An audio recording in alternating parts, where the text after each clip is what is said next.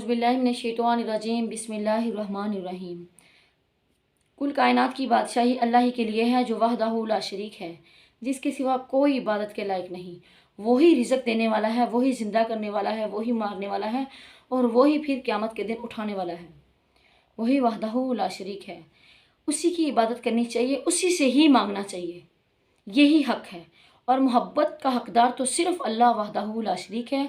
हमारी जानों, मालों, औलादों से बढ़कर अल्लाह और उसके रसूल की अताअत लाजिम है। लाखों करोड़ों दुरूद पाक मोहम्मद मुस्तफ़ा सल्लल्लाहु अलैहि वसल्लम पर, उनकी आल पर और उनकी औलाद पर। मुकाम इल्लीजीन पर पाक रूहों को रख दिया जाता है। जब मोमिन बंदे इस दुनिया फ़ानी से जाते हैं तो वो अपना मुकाम देख लेते हैं। जन्नत की हवाएं जब उनको आनी शुरू हो जाती हैं और मीठी एक ख्वाब की नींद उनको सुला दिया जाता है, उससे पहले वो अल्लाह से दुआ करते हैं, अल्लाह क़यामत कायम कर दे ताकि हम अपना मुकाम, असल मुकाम तक पहुंच सकें और हम अपने रिश्तेदारों से मिल सकें। और एक रिवायत में यूँ भी आता है कि वो पुकारते हैं, क्या हम वापस नहीं जा सकते, जाकर अपने रिश्तेदारों को बता सकें कि हम कामयाब हो गए। क्या ही खुशकिस्मत वो लोग हैं जिनका कब्र में पहला इम्तिहान होता है और पहले इम्तिहान में ही वो पास हो जाते हैं।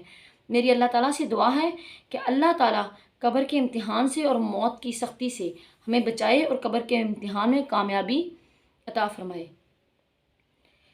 जब बदरूह की मौत का वक़्त आता है, ऐसे शख्स की मौत का वक़्त आता है जिसने शिर्क किया होता है, जो काफिर होता है, जो फासिक नाफरमान होता है। काले बालों वाले लिबास में मलबूस आसमानों से उतरते हैं बहुत ज़्यादा फरिश्ते और उसके इर्द गिर्द आकर जमा हो जाते हैं। अस्तगफिरुल्लाह, ऐसा मंजर देख के ही रोंगटे, सुन के ही रोंगटे खड़े हो जाते हैं। अल्लाह देखना नसीब ही ना करे। अल्लाह तमाम मुसलमानों की मग़फ़िरत फरमाए। जब कितार दर कितार वो फरिश्ते आकर बदरूह के पास बैठ जाते हैं, ऐसे शख्स के पास जो मरने वाला होता है और फासिक भी होता है। हज़रत इज़राइल अलैहिस्सलाम आते हैं और आकर कहते हैं, ए खबीस रूह, निकल और चल अपने रब की तरफ। मोमिन की रूह तो यूँ निकाली जाती है जैसे मशकीज़ा उल्टा हो तो उसमें से उसका मुंह खोला जाए तो पानी गिर जाए उसमें से। लेकिन मुशरिक की रूह यूँ निकलती है काफिर की, जैसे एक कांटेदार झाड़ी के ऊपर एक रेशम का कपड़ा डाला जाए, उसे ज़ोर से खींचा जाए। इस तरह उस शख्स की रूह को निकाल कर फरिश्ते आसमानों की तरफ तेज़ी से निकलते हैं। तो रास्ते में फरिश्ते पूछते हैं, ये बदबूदार रूह किसकी है? तो फरिश्ते कहते हैं, ये फ़लाँ बिन फ़लाँ की है। सातवें आसमान पर जाकर सातवें आसमान के दरवाज़े खोलने के लिए अपील की जाती है तो उस शख्स के लिए दरवाज़े नहीं खुलते और कहा जाता है कि इसकी रूह को सिज्जीन में रख दो। मोमिनीन की जो रूहें होती हैं उन्हें इल्लीजीन में रखा जाता है और मुशरिकीन काफिर की रूहों को सिज्जीन में रख दिया जाता है। उसे कहा जाता है, फरिश्तों से कहा जाता है कि इसकी रूह को सिज्जीन, मुकाम सिज्जीन में रख दो, वहाँ जमा कर दी जाती है। फिर दो नीली आंखों वाले काले लिबास में मलबूस शख्स उसकी कब्र में आते हैं और उसे उठाते हैं और पूछते हैं उससे तीनों सवाल, जिसके जवाब वो हरगिज़ नहीं दे सकता।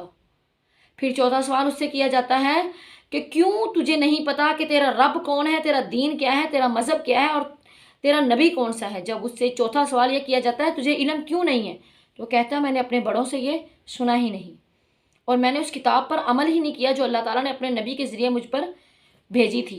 उसको मैंने देखा ही नहीं, मैंने उसको पढ़ा ही नहीं। इसीलिए सरकार दो आलम सल्लल्लाहु अलैहि वसल्लम की हदीस मुबारक है कि अल्लाह की रस्सी को मजबूती से थाम लो। अल्लाह की रस्सी से मुराद कुरान पाक है और नबी पाक सल्लल्लाहु अलैहि वसल्लम की हदीस और सुन्नत है। मोमिन तो बड़ी खुशी से जवाब दे देते हैं तो फरिश्ते कहते हैं कि हमें पता था तू यही जवाब देगा और तू कामयाब हो गया। जब मुशरिक शख्स को जवाब नहीं आता तो वो नीली आंखों वाले फरिश्ते मुनकर और नकीर कहते हैं, हमें पता था कि तू यही जवाब देगा, यानी तू नाकाम हो गया। उसके लिए जहन्नम की खिड़कियां खोल दी जाती हैं और उसकी कब्र को तंग कर दिया जाता है। इतना तंग कर दिया जाता है, अस्तगफिरुल्लाह अस्तगफिरुल्लाह, कि उसकी पसलियाँ आपस में बिल्कुल अंदर एक दूसरे के दस जाती हैं और वो पुकारता है, अल्लाह क़यामत कायम मत करना, अल्लाह क़यामत कायम मत करना। यानी उसको पता होता है कि इससे भी ज़्यादा सख्त अजाब मुझे मिलने वाला है। फिर ये खौफनाक लिबास में बहुत खौफनाक शख्स उसके पास आता है, जिसे देखकर वो बड़ा खौफज़दा होता है और पूछता है, बदबूदार खौफनाक शख्स तू कौन है? वो कहता है, मैं तेरा अमल हूँ। जिस चीज़ का तुझसे वादा किया गया था, जिस दिन का तुझसे वादा किया गया था, आज वो दिन तुझ पर आ गया है और मैं तेरा अमल हूँ। लिहाजा इस दुनिया में एक वाहद वो चीज़ है जो हमारे साथ कब्र में जाती है, वो हमारा अमल है। اللہ تعالیٰ سے دعا ہے کہ نیک عمل کی اللہ توفیق دے۔ یہ جو ویڈیو ہے یہ بھی صدقہ جاریہ اللہ تعالیٰ کرے سننے اور دیکھنے والوں کے لیے، اور مجھ کہنے والوں کے لیے بھی، پڑھنے والے کے لیے بھی۔ تو وہ عمل کہتا ہے کہ میں تیرا عمل ہوں جو تو نے دنیا میں کیا تھا۔ نبی پاک صلی اللہ علیہ وآلہ وسلم کی حدیث مبارکہ ہے کہ میں نے عذاب قبر اس لیے امت کے لوگوں کو نہیں بتایا کہ کہیں لوگ اپنے مردوں کو دفنانا ہی نہ چھوڑ دیں، یعنی ان کو دفن ہی نہ کریں۔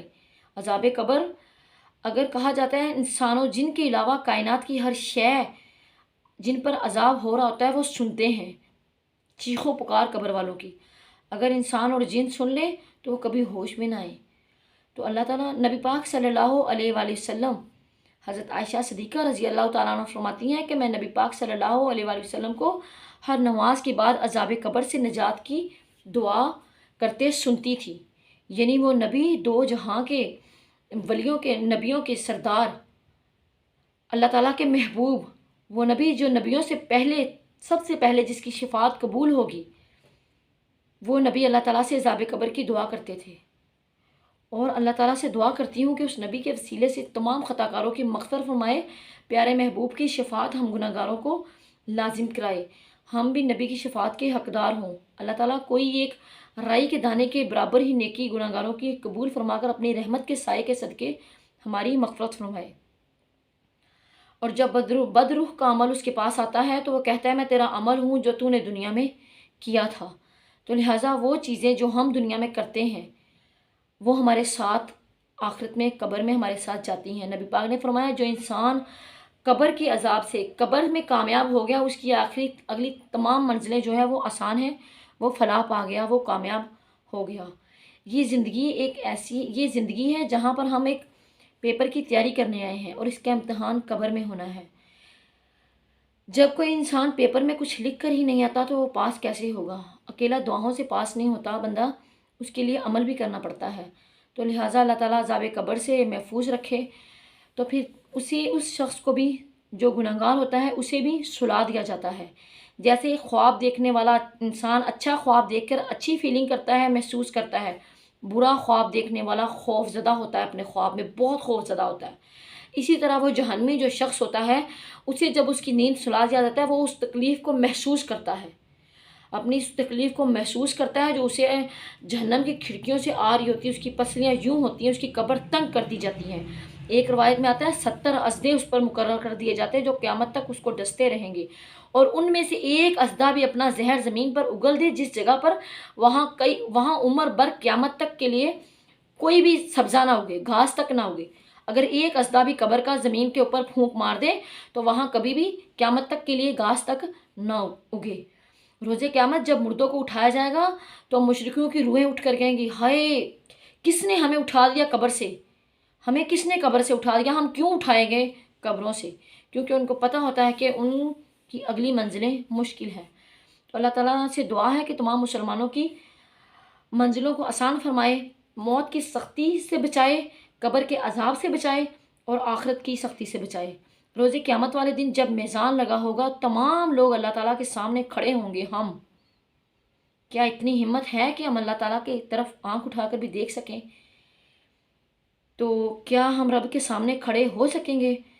یہ باتیں مد نظر رکھتے ہوئے اللہ تعالیٰ ہمیں نیک عمل کرنے کی توفیق دے، اور اللہ تعالیٰ سے دعا کرتی ہوں کہ اللہ ہمیں ہدایت عطا فرمائے، عذاب قبر سے بچائے، مومنین میں ہمیں شامل کریں تاکہ ہماری روحوں کو علیین میں رکھا جائے۔ تو مقام سجین وہ جگہ ہے جہاں بد روحوں کو رکھا جاتا ہے۔ میری اللہ تعالیٰ سے دعا ہے کہ اس ویڈیو میں جو بھی غلطی کوتاہی ہو گئی ہو وہ مجھ خطا کار کو معاف فرمائے، سننے دیکھنے والوں کو اس کا اجر فرمائے اور نیک عمل کرنے کی توفیق عطا فرمائے۔ اللہ تعالیٰ ہمارے والدین کو دنیا آخرت میں بلائیاں عطا فرمائے۔ وما علینا الا البلاغ المبین۔